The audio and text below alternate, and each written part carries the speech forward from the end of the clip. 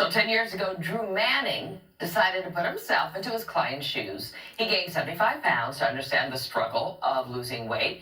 And he went from being fit, then heavy, then fit again, and he's done it again. This time he's 40 years old, and he gained 60, and then he lost, I think he lost it all, right? He's on the second journey. Drew, good morning. Thanks for being with us.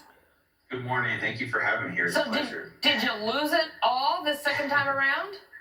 I did, luckily, but it was a very humbling, emotional journey for me. Doing it twice now. Right. I've learned so many valuable lessons from both of these experiences that I hope to share on the show with the people watching today. So I'm seeing here with the weight gain how it changed so much, everything from sleep to stress to memory to personal relationships to libido. It did, and this is what I'm trying to make people more aware of, is eating the cheeseburgers and the fries and drinking the beer, doesn't just make you gain fat on your body. It affects you mentally and emotionally more than you think, because if you're eating those foods, which, let's just be honest, they taste amazing, it affects your sleep, which affects your hormones. I mean, your hormones are out of whack. You're not the same version of yourself. The way you show up in your relationship as a mom, as a dad, as a spouse, whatever, it affects you more than you think, and it affects your sex life. And this is what I'm trying to make people more aware of. So when you eat that food, don't just think, okay, that's just going to make me gain some fat. How is this going to affect me as a mom, as a dad, as a business owner, as an employee, all those things? Because it really does affect you at the cellular level. And that's what I learned firsthand, because I went through a breakup.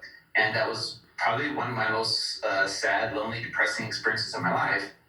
And that's where I learned so much about the power of emotional eating during this second Fit2Fat2Fit experiment. Interesting. So you didn't have any fun at all putting on all that weight? I mean, come on, Drew, a little bit. Let me be very clear. There was a lot of fun. There's a lot of Ben and Jerry's ice cream, which made me feel good. I think the interesting thing to point out here is when we go through emotional times like COVID, you mentioned COVID, how stressful that was. There's something to say about eating, some type of ice cream or alcohol or cake that gives you this little dopamine hit temporarily, that makes you feel good. It takes the stress away from life that you're experiencing. And then you create this vicious cycle of, okay, today was another stressful day. I'm going to reach for the food or the alcohol or whatever it is, whatever substance it is that is super unhealthy, most likely, that makes you feel good temporarily. And you do that multiple times per day. And now your brain is wired to reach for that food in any stressful situation. I know. And so all I'm saying is we need more empathy. That's why I made this t-shirt. We need more empathy in the fitness industry for those that struggle with weight loss, because it's way more mental and emotional than your average person thinks. You're right. Okay, so let's do some tips on how to lose weight, because the summer is right here.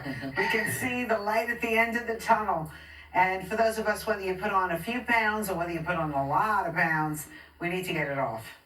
Yeah. So here's a few tips, and they're actually going to be a little bit different than what you're expecting. Of course, I could talk about weight loss and exercise and how to do all that, but I think people know that. Here's what I teach my followers to do, is it's a mindset trick to help train your brain to become comfortable in uncomfortable situations. So I have my followers make their bed every single day, take a 60-second cold shower, which I know is really hard, meditate for 5 to 10 minutes per day, do a gratitude journal of 3 to 5 things every single day, and then positive affirmations, 3 to 5 positive things about yourself to yourself. And doing those things, it trains your brain to become comfortable in uncomfortable situations, so that when we do the exercise, when we do the diet, whatever it is, that physical stuff is so much easier, because now our brain is comfortable in uncomfortable situations. And so those are the best tips that I can give anyone, more so than just, okay, eat this many calories, do this diet or that diet, do this exercise. Those tips, I promise you, will pay dividends in the long run, more so. We like it. Forget about the scale. I'm on the scale every Me too. morning. Some days I want to break it. Exactly. But okay, where can people find you? Because I know that you do some fitness stuff.